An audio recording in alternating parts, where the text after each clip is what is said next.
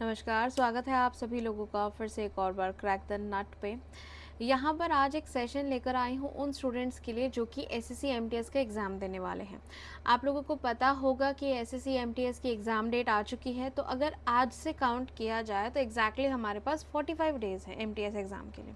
तो यहाँ पर हम देखेंगे इन 45 डेज़ में हमें रीजनिंग को कैसे टैकल करना है, उसके लिए हम उसका पैटर्न और सिलेबस देख लेंगे। ठीक है, इन डिटेल हम ये सेशन रखेंगे, तो आप लोग सेशन के एंड तक बने रहें।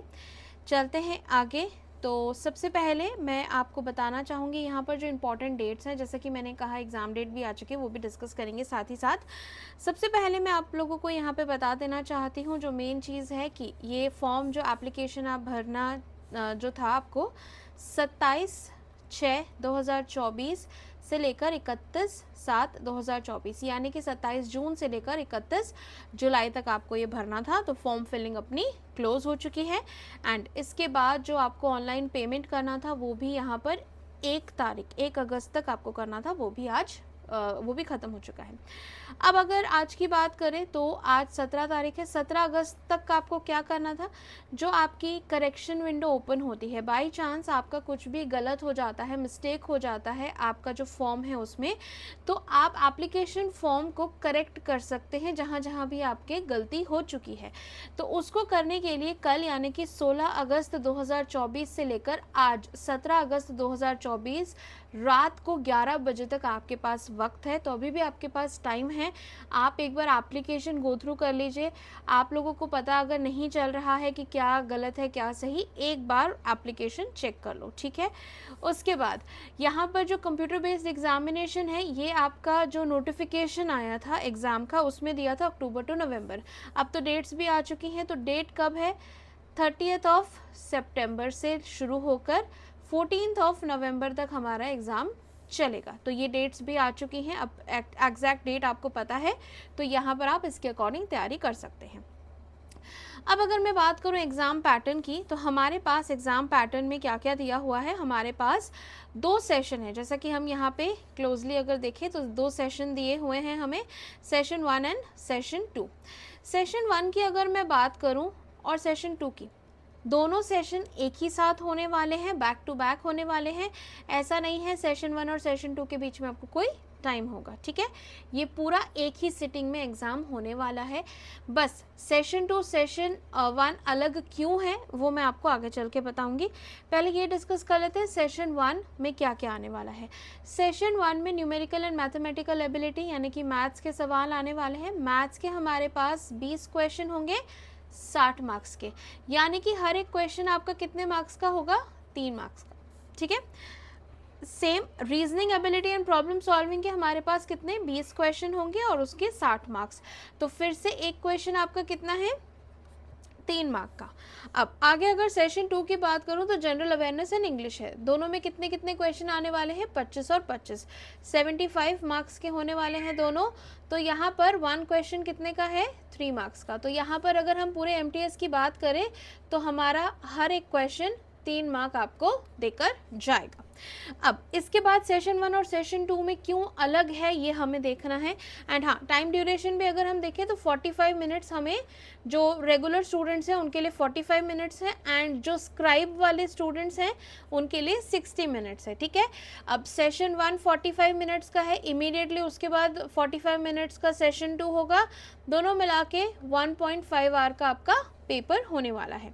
अच्छा, तो यही डिटेल यहाँ पर लिखी हुई है। क्या कहा गया है यहाँ पर, 2 सेशन में होगा, सेशन 1 सेशन 2 सेम डे में, दोनों ही सेशन आपके मैंडेटरी रहेंगे। ठीक है, पहले 45 मिनट्स आपको सेशन 1 कंप्लीट करने के लिए दिए जाएंगे। जैसे ही 45 मिनट्स का क्लॉक खत्म होता है, दूसरा 45 मिनट्स का आपका सेशन 2 शुरू हो जाएगा। ठीक है, आफ्टर सेशन 1 इज एंडेड। अब उसके बाद आपका सेशन 1 सेशन 2 जब हो जाएगा, उसके बाद आपका जो एग्जामिनेशन है वो खत्म हो जाएगा ऑटोमेटिकली। आपके क्वेश्चन खत्म हुए हो ना हुए हो, टाइमर जैसे ही 45 + 45 खत्म होगा, आपका जो एग्ज़ाम है वो एंड हो जाएगा। अब इसके बाद अगर मैं बात करूँ तो यहाँ पर जो एग्जामिनेशन होने वाला है वो 13 रीजनल लैंग्वेजेस में होने वाला है। एमटीएस का जो एग्ज़ाम है अपना वो 13 रीजनल लैंग्वेजेस में होता है। इंग्लिश को छोड़ के बाकी सारे जो भी है आपको सारे मिलेंगे मल्टीपल लैंग्वेजेस में। यहाँ पे लिखा हुआ है the question will be set in English, Hindi and in 13 regional languages, यानी कि टोटल अपना 15 लैंग्वेजेस में होगा, इंग्लिश हिंदी प्लस 13, ठीक है। For session 1 and general awareness section in session 2, यानी कि जो सेशन 2 का इंग्लिश पोर्शन है वो बाय डिफॉल्ट आपको पता ही है इंग्लिश में होगा, क्योंकि वो इंग्लिश ही आपकी चेक करना चाह रहा है, ठीक है। अब जो मेन चीज़ है नेगेटिव मार्किंग की, नेगेटिव मार्किंग की अगर मैं बात करूं, इसी वजह से सेशन 1 और सेशन 2 में डिवाइड किया गया है आपका एग्जामिनेशन। क्या कह रहा है, no negative marking in session 1, यानी कि आपका जो मैथ्स का पोर्शन है और रीजनिंग का पोर्शन है उसमें आपको क्या करना है, पूरे अटेम्प्ट करके आओ, क्योंकि नेगेटिव मार्किंग नहीं है, ठीक है। तो 20 इसके 40 क्वेश्चन तो आपको पूरे पूरे करने ही हैं। Session 2 there will be negative marking for 1 mark for each wrong answer, 1 mark की नेगेटिव है। तो अगर एक क्वेश्चन हमारा कितने का था, 3 मार्क का था, 1 मार्क की अगर नेगेटिव है तो कितनी है, 1/3 अपनी नेगेटिव मार्किंग यहाँ पे बन रही है। तो यहाँ पर अगर आप सेशन 2 का आंसर कर रहे हैं, दैट इज जनरल अवेयरनेस या फिर इंग्लिश का आंसर कर रहे हैं, तो नेगेटिव मार्किंग होगी, तो वो आप सोच समझ कर जवाब दें। और अगर सेशन 1 है मैथ्स और रीजनिंग का, तो उसमें नेगेटिव मार्किंग नहीं है, तो आप आराम से आंसर कर सकते हैं, ठीक है। और इसके बाद यहाँ पर अगर ये बोला गया है कि अगर नॉर्मलाइजेशन होगा, अगर जो हमारा सीबीटी है वो मल्टीपल शिफ्ट में होगा, मल्टीपल शिफ्ट के यहाँ तो बहुत सारे दिनों में एग्जाम हो रहा है, 30 सितंबर से लेकर 14 नवंबर तक होने वाला है, तो यहाँ पर नॉर्मलाइजेशन होगा। आप नॉर्मलाइजेशन का प्रोसेस चेक कर सकते हैं अपना जो भी वेबसाइट है उस पर जाके, ठीक है। अब हम सिलेबस की बात कर लेते हैं, क्योंकि हम रीजनिंग की बात कर रहे हैं। रीजनिंग में जो 20 क्वेश्चन आ रहे हैं, 20 के 20 हम कैसे सॉल्व करके आए, बिकॉज नेगेटिव मार्किंग नहीं है, तो मैं यही सजेस्ट करूंगी कि आपको 20 में से 20 क्वेश्चन यहाँ पे अटेम्प्ट करने हैं। और लेवल भी इतना ईजी आ रहा है कि आप उसे आराम से कर सकते हैं। तो जो क्वेश्चन आ रहे हैं किस में से आ रहे हैं, वो आपके जनरल लर्निंग एबिलिटी को चेक करने के लिए पूछा जाता है। क्वेश्चन आपके अल्फा न्यूमेरिक सीरीज से होंगे, कोडिंग से होंगे, एनालॉजी से होंगे, डायरेक्शन, सिमिलैरिटीज या फिर क्लासिफिकेशन कह सकते हैं इसे, problem solving and analysis, non verbal reasoning, calculations, age calculations हो गई, कैलेंडर एंड क्लॉक एक्सेट्रा। अब ये जो एक्सेट्रा है ये बहुत बड़ा सा रोल प्ले करता है, बिकॉज इसमें बाकी सारे टॉपिक्स आ जाते हैं, एंड कुछ ऐसे भी टॉपिक्स हैं जो इसमें नहीं लिखे गए हैं, तो वो हम देखते हैं कि पिछले बार जो हमारा 2023 का एग्जाम हुआ था उसमें क्या क्या पूछा गया था। तो अगर हम टॉपिक वाइज वेटेज की बात करें 2023 के, तो उसमें एनालॉजी की अगर मैं बात करूं तो एग्जैक्ट 4 क्वेश्चन आए हैं। इन 4 क्वेश्चन में से जो हमारे मेजर क्वेश्चंस पूछे गए हैं वो लेटर एनालॉजी से पूछे गए हैं, नंबर एनालॉजी से पूछे गए हैं एंड जीके बेस्ड एनालॉजी से पूछे गए हैं। Image based analogy as such देखने को नहीं मिली है।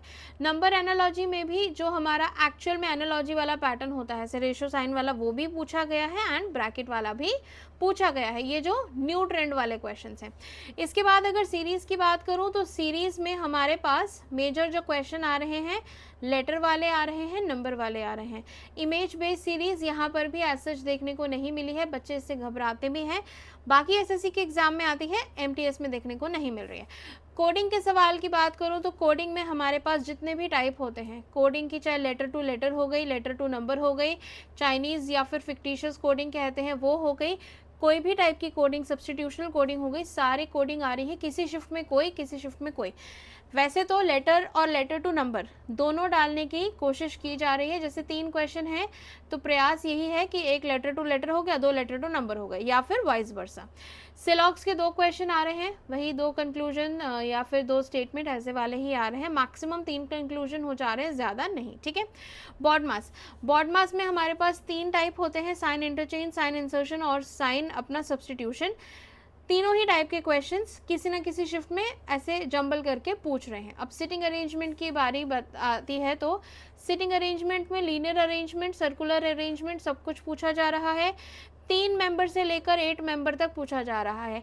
जैसे जहाँ तक मुझे याद है एक क्वेश्चन आया था, 3 बर्ड्स बैठे हुए हैं एक वायर पे, तो 3 बर्ड्स का भी क्वेश्चन है, 8 मेंबर सर्कल में बैठने का भी क्वेश्चन है, तो 3 से लेकर 8 मेंबर्स तक हमारे पास सिटिंग अरेंजमेंट के सवाल आ रहे हैं। तो ये 2 ही क्वेश्चन पूछ रहे हैं, बट अलग अलग शिफ्ट में अलग अलग टाइप का, किसी में लीनियर सर्कुलर हो गया, किसी में सर्कुलर सर्कुलर ही पूछ दिया, या फिर किसी में लीनियर लीनियर, किसी में कम लोग, किसी में ज़्यादा लोग, ऐसे सब अरेंज करके सिटिंग अरेंजमेंट का क्वेश्चन पूछ रहे हैं। अब एक है ऑर्डर रैंकिंग। ऑर्डर रैंकिंग कई बार बच्चे सिटिंग अरेंजमेंट से कंफ्यूज हो जाते हैं, बट ऐसा आपको नहीं करना है। ऑर्डर रैंकिंग में क्या पूछते हैं, किसी की हाइट हो गई, किसी की सैलरी हो गई, वेट हो गया, मार्क्स हो गए, कुछ भी, एज हो गई, ये सारी चीज़ें आप अरेंज करते हैं असेंडिंग डिसेंडिंग किसी भी ऑर्डर में एज पर द क्वेश्चन, तो वो वाले क्वेश्चन आ रहे हैं। ऑर्डर रैंकिंग पूरे चैप्टर का नाम है, बट उसमें से सिर्फ ऑर्डर के क्वेश्चन आ रहे हैं, रैंकिंग वाले नहीं आ रहे हैं, सिर्फ ऑर्डर वाले क्वेश्चन आ रहे हैं। ये मैं बता रही हूँ बेस्ड ऑन 2023। आपको यहाँ पे दिख भी रहा होगा टॉपिक वाइज वेटेज ऑफ 2023, जो 2023 में एग्जाम हुआ है उसके अकॉर्डिंग मैं आपको अभी बता रही हूँ, ठीक है। अब ये तो हो गए अपने लॉजिकल रीजनिंग के पार्ट। अब नॉन वर्बल रीजनिंग की बात करूँ तो यहाँ पे सिर्फ 3 चीज़ें आ रही है, hidden image, mirror image, complete the pattern. एक एक क्वेश्चन सबका आ रहा है। अब कंप्लीट द पैटर्न अगर आपको नहीं पता कि क्या होता है, तो एक आपको ऐसे इमेज दी रहती है, उसके 3 पोर्शन दिए रहते हैं, चौथा वाला फिल करना होता है। चाहे ये फिल करो, चाहे ये, चाहे ये, चाहे ये, कोई भी फिल करो, कोई एक फिल करना होता है जो कि वहाँ पे मिसिंग होता है, ठीक है। ये वाला होता है कंप्लीट द पैटर्न वाला सवाल। तो hidden image, mirror image, complete the pattern, सब में ऐसे एक एक क्वेश्चन आ रहे हैं। हर शिफ्ट में इन तीनों का एक एक क्वेश्चन देखने को मिला है। अब बात यह है आगे की हमारी जो 45 डेज की स्ट्रैटेजी है उसमें हमें करना क्या है, ठीक है। ये 45 डेज की स्ट्रैटेजी में करना क्या है। नॉन वर्बल पे अभी हम बात कर रहे थे, तो नॉन वर्बल रीजनिंग में सिर्फ 3 टॉपिक नहीं है।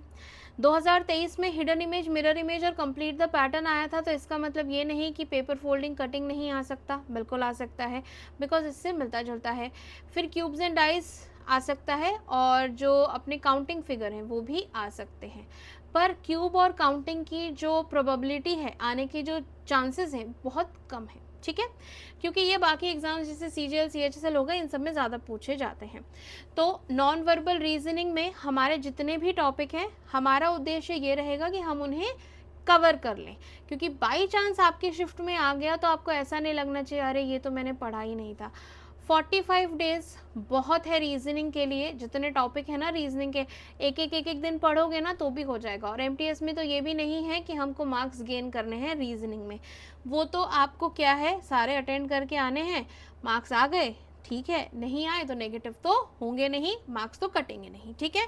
तो इसीलिए हम लोग क्या करेंगे, कोशिश यही रखेंगे कि 20 में से 20 करके आए, पूरे नंबर लेकर आए। क्योंकि यहाँ पर अगर आप रीजनिंग सीख रहे हो MTS के लिए, और आगे चलकर किसी भी और एग्ज़ाम के लिए आप देते हैं रीजनिंग का एग्ज़ाम, SSC में तो हर जगह रीजनिंग आती है, तो उसके लिए आपके जो टॉपिक्स हैं वो कवर हो जाए। ये 45 डेज आपको वेस्ट नहीं करने कि MTS में तो रीजनिंग का क्या ही करना है, बाद में पढ़ लेंगे, वो बाद फिर बाद ही हो जाएगा, तो आपको ऐसा नहीं करना है। ये जो 45 डेज है बहुत होते हैं, तो इसमें आपको सारे टॉपिक कवर कर लेने हैं। भले ही आप ये सोचो कि प्रैक्टिस उतनी नहीं करेंगे, कौन सा मार्क्स ही मिल रहे हैं, ठीक है, पर इसको क्वालिफाई करना ज़रूरी होता है। ऐसा भी नहीं कि बिल्कुल ही पढ़ के नहीं गए, कुछ भी मार्क्स वहाँ पे 0 अंडा आ गया, ऐसे भी नहीं करना हमें, ठीक है। क्वालिफाई करना है, क्वालिफाई करने के लिए थोड़ी बहुत प्रैक्टिस और जो अपना बेसिक है वो सीखना ज़रूरी है। तो नॉन वर्बल तो हम पूरा कर ही लेंगे, ज़्यादा दिन लगेंगे नहीं उसमें। अब बात आती है बाकी क्वेश्चंस की। सीरीज, नंबर सीरीज के काफ़ी क्वेश्चंस, जैसे कि मैंने भी बताया, सीरीज के जैसे 4 क्वेश्चन आ रहे हैं, एक अल्फ़ाबेट हो गया, 2 नंबर हो गए, और एक या तो अल्फ़ाबेट या तो नंबर, ऐसे पूछ रहे हैं। तो यहाँ पर आपको नंबर सीरीज पे फोकस रखना है, तो पहले नंबर सीरीज पढ़ लो और उसकी प्रैक्टिस शुरू कर दो। बेसिकली मैं ये चाहती हूँ जितने भी टॉपिक हैं जहाँ पर नंबर से हम डील कर रहे हैं, चाहे एनालॉजी की नंबर हो, नंबर एनालॉजी प्रैक्टिस शुरू कर दो। उसके बाद बॉड मास, ये नंबर्स ही हैं जो नंबर्स कटवाते हैं, ठीक है, तो बॉड मास की भी प्रैक्टिस शुरू कर दो। और टॉपिक्स देख लेते हैं, और कौन कौन से टॉपिक्स हैं, बस बाकी तो और कोई ऐसा है नहीं जो पूछा गया हो, तो इनको तो पूरी प्रैक्टिस कर ही नहीं लिए, क्योंकि ये तीनों ऐसे टॉपिक हैं जो हर SSC एग्ज़ाम में आ रहे हैं, चाहे वो CGL हो, चाहे वो MTS हो, CHSL हो, GD हो, स्टेनो हो, सिलेक्शन पोस्ट हो, CPO हो, कुछ भी हो, ये तो आ ही रहे हैं, चाहे 1 आए, 2 आए, 4 आए, 5 आए, आता ही आता है, ठीक है। ये आपको कर लेना है, डेली के हिसाब से प्रैक्टिस करनी है। ये नहीं कि अच्छा पहले सीरीज पढ़ के ख़त्म कर दिया फिर छोड़ दो, नहीं, प्रैक्टिस नहीं होगी तो यहाँ पर आप उस समय क्वेश्चंस नहीं कर पाएंगे। जितने ज़्यादा क्वेश्चंस हो सके उतने ज़्यादा इनके क्वेश्चंस प्रैक्टिस करो। अब टॉपिक्स जो हैं, सिलॉग्स हो गया, इनकी प्रैक्टिस कम करोगे तो चल जाएगा, पर इनके जो बेसिक है वो आपको करने हैं। ऑर्डर रैंकिंग हो गया, अब पिछले साल ऑर्डर पूछा था, क्या पता इस बार रैंकिंग पूछ ले, तो हमें पढ़ लेना एक बार, ठीक है। और कौन सा टॉपिक रह गया, अच्छा कोडिंग रह गया है, सिटिंग अरेंजमेंट रह गया, ठीक है। सिटिंग अरेंजमेंट आप लोगों को अगर नहीं समझ आता है तो इसकी मैं जल्द वीडियो ले आऊँगी। सिटिंग अरेंजमेंट काफ़ी बच्चों को दिक्कत आ रही है। CHSL में शायद इस बार पूछा भी नहीं गया था, 2024 में जो CHSL का एग्ज़ाम हुआ था सिटिंग अरेंजमेंट वगैरह नहीं आया था, पर इसमें आ रहा है तो हमको पढ़ना पड़ेगा। तो सिटिंग अरेंजमेंट की हम प्रैक्टिस कर लेंगे, उसे हम कैसे करते हैं, या फिर उनके जो वर्ड्स हैं, कीवर्ड्स कहूँ, कीवर्ड्स की क्या टर्मिनोलॉजी, क्या मीनिंग होते हैं, उनको हम सीख लेंगे, ठीक है। इसके बाद सिटिंग अरेंजमेंट के बाद जो टॉपिक हमें पढ़ना है कोडिंग डिकोडिंग। कोडिंग डिकोडिंग में भी बहुत ज़्यादा आपको प्रैक्टिस रिक्वायर्ड होती है। लेटर वाले में उतनी नहीं होती, लेटर टू नंबर वाले में होती है। लेटर की जो बात मैं कर रही हूँ, लेटर कहीं पर भी आ रहा हो, एनालॉजी में आ रहा हो, नंबर ये अल्फ़ाबेट सीरीज में आ रहा हो, कोडिंग में आ रहा हो, लेटर्स के लिए आपको उनकी प्लेस वैल्यू याद करना बहुत ज़रूरी है। अगर आप अभी पहली बार कोई भी एग्ज़ाम देने जा रहे हैं, पहली बार आप कंपटीशन में जा रहे हैं, तो मैं आपको रिक्वेस्ट करूंगी एक बार प्लेस वैल्यूज़ याद कर लीजिए। प्लेस वैल्यू याद करने का एक ही तरीका है, लिख कर प्रैक्टिस कर कर। स्कूल में जब थे तो मैडम कहती थी अगर याद नहीं हो रहा तो लिख लिख के प्रैक्टिस करो, मेरी तो कहती थी, आपकी मैडम का पता नहीं। तो यहाँ पर जब लिख कर प्रैक्टिस करते हैं तो जल्दी याद होता है। मेरे को भी ऐसे ही याद हुआ है, जब जब मैं आपको पढ़ाती हूँ तब तब मैं प्लेस वैल्यू लिखती हूँ, तब तब वो और स्ट्रॉन्ग अंदर दिमाग में होता जाता है। तो आपको लिखकर प्रैक्टिस करना है, जब भी कोई क्वेश्चन करो लिख लो वहाँ पे प्लेस वैल्यू, दिमाग में याद है फिर भी लिख लो, जैसे दिमाग और स्ट्रॉन्ग कर ले उसे, ठीक है। तो उससे बहुत सारे टॉपिक हमारे कवर हो जाएंगे। एनालॉजी हो गया, सीरीज हो गया, क्लासिफिकेशन हो गया, कोडिंग डिकोडिंग हो गया, ये सब उसमें कवर होता चला जाएगा, ठीक है। अब इसके बाद अगर मैं बात करूं तो ये तो वो टॉपिक्स हो गए जो पिछली बार पूछे गए थे। अब कुछ टॉपिक्स हैं जो पिछली बार नहीं पूछे गए थे, उनका क्या करना है, पढ़ाई तो उनकी भी करनी है। क्यों? क्योंकि इस बार आ सकते हैं, पिछली बार नहीं आए तो क्या हुआ। ब्लड रिलेशन का बेसिक आपको कर लेना है, प्रैक्टिस कम करनी हो तो कम कर लेना, बट उसका बेसिक आपको पता होना चाहिए। डायरेक्शन का बेसिक आपको पता होना चाहिए, और उसके बाद ब्लड रिलेशन हो गया, डायरेक्शन हो गया। अच्छा, वेन डायग्राम के क्वेश्चन कम पूछे जाते हैं MTS में, पर आपको एक बार देख लेना है कि वेन डायग्राम चीज़ क्या है, ठीक है। और कोई टॉपिक अपना यहाँ पे आई डोंट थिंक कि रह गया है, सारे कवर हो गए हैं। ब्लड रिलेशन हो गया, डायरेक्शन हो गया, वेन डायग्राम, और एक इम्पॉर्टेंट टॉपिक डिक्शनरी। हर SSC एग्जाम में आता है डिक्शनरी ऑर्डर में अरेंज करना। लकीली पिछली बार 2023 में नहीं आया था, बट डिक्शनरी ऑर्डर ऐसा कॉम्प्लिकेटेड भी नहीं है कि समझ ही नहीं आ रहा। आप डिक्शनरी ऑर्डर का भी एक आध क्वेश्चन देख लो कि कैसे सॉल्व होता है, जैसे आपको आसानी हो अपने एग्जामिनेशन के लिए। तो मेजर जो चीज़ें आपको पढ़नी है यही है, blood relation, direction distance, Venn diagram और डिक्शनरी ऑर्डर, ठीक है। इसके अलावा आप जो भी टॉपिक्स हैं, कहीं पर भी आपको कोई भी टॉपिक मिलता है, अब कई लोग सोचेंगे अब रह ही गया, हाँ कुछ चीज़ें रह गई हैं, जैसे कि मिसिंग नंबर। अब मिसिंग नंबर जो मैट्रिक्स में होते हैं या फिर डायग्राम में होते हैं, वो थोड़े से हायर लेवल ऑफ एग्जामिनेशन में आते हैं। अगर आपको कोई भी मॉक सॉल्व करते हुए दिख जा रहा है तो सॉल्व कर लो, अलग से एज सच प्रैक्टिस करने की रिक्वायरमेंट आपको नहीं है, ठीक है। अब इसके बाद अगर मैं बात करूँ, मिसिंग नंबर की इसलिए प्रैक्टिस करने की रिक्वायरमेंट नहीं, क्योंकि आप जब नंबर सीरीज करोगे, नंबर एनालॉजी करोगे, तो नंबर्स में जब स्ट्रांग हो रहे होगे तो इसमें वो हेल्प कर जाएगा आपको, ठीक है। और इसके अलावा अपने पास अरेंजमेंट एंड पैटर्न के सवाल होते हैं, पूछे तो नहीं जा रहे हैं एज सच, बट आपको कहीं दिख जाए तो पढ़ लो, ठीक है। किसी भी क्विज में, किसी भी पेपर में दिख जाए तो एक बार उन्हें देख लेना कि अच्छा ये ऐसे सॉल्व होते हैं, ठीक है। ये सारी चीज़ें भी आपको देख देख के साथ साथ में चलती रहनी है।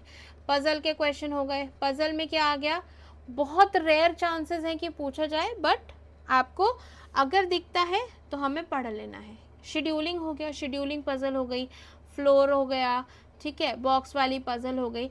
सिलेबस में है ये सारी चीज़ें, इसलिए मैं आपको बता रही हूँ कि अच्छा रहेगा कि अगर आप पढ़ लें तो, ठीक है। तो ये पूरा हमारा 45 डेज़ का प्लान है।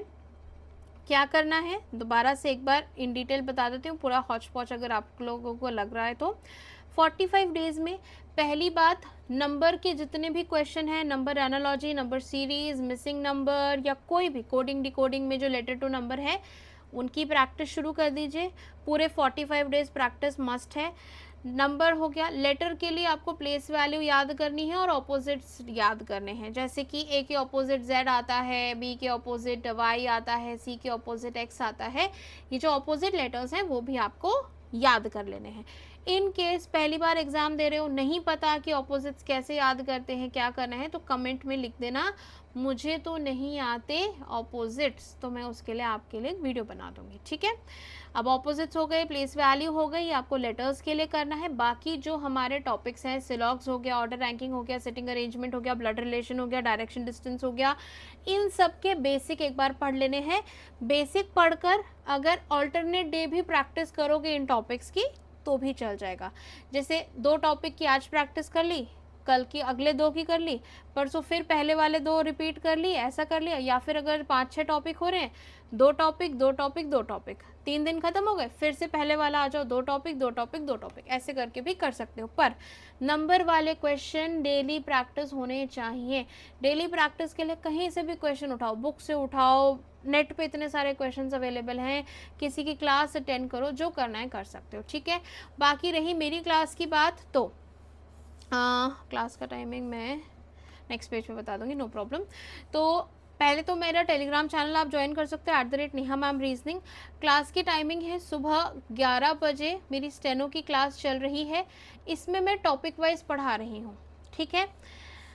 अब जैसे इंग्लिश की ग्रामर है, MTS हो, CGL हो, कोई भी एग्ज़ाम हो, ग्रामर बदल नहीं सकती ना इंग्लिश की, तो वैसे ही जो बेसिक है रीजनिंग के टॉपिक्स का वो सेम रहेगा। आप MTS के लिए भी यहाँ से रीजनिंग के टॉपिक्स पढ़ सकते हैं। 11 बजे मंडे टू फ्राइडे क्लास होती है, तो आप इसको ज्वाइन कर सकते हैं। यहाँ पर टॉपिक एक्सप्लेन करने के बाद उसी टॉपिक के क्वेश्चंस भी मैं एक्सप्लेन करती हूँ। बाकी दोपहर को 3 बजे मैं CGL की क्लास लेकर आ रही हूँ। CGL का एग्ज़ाम आने वाला है, तो उसके लिए मंडे से CGL की क्लासेस भी शुरू हो जाएंगी। यहाँ पर हम मॉक करेंगे, तो आप मेरे साथ यहाँ पर भी जुड़ सकते हैं। ये किस लिए? ये प्रैक्टिस के लिए, ठीक है। यहाँ से आप टॉपिक पढ़ेंगे और यहाँ आप प्रैक्टिस करेंगे, ठीक है। बाकी डाउट होगा तो क्या करेंगे, डाउट होगा तो मेरे Telegram channel @Neha ma'am reasoning पे मुझसे पूछ लेंगे।